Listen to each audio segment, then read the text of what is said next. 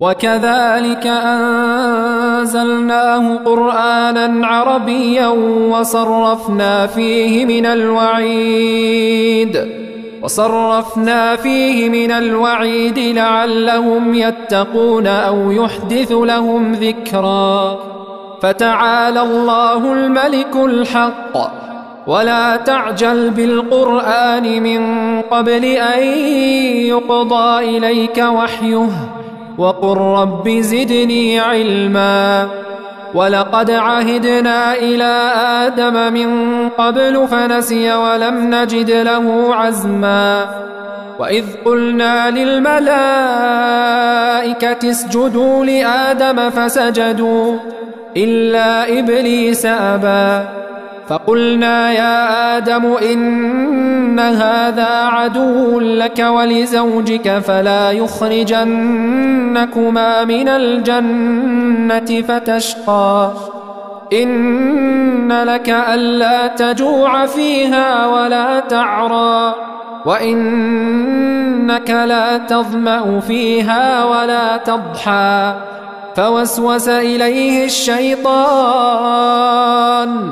قال يا آدم هل أدلك على شجرة الخلد وملك لا يبلى.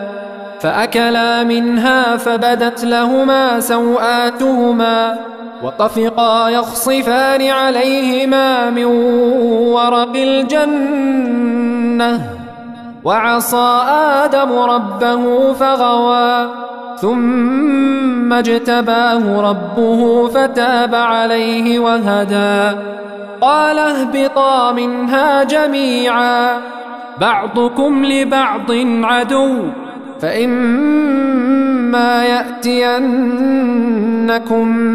مني هدى فمن اتبع هداي فلا يضل ولا يشقى.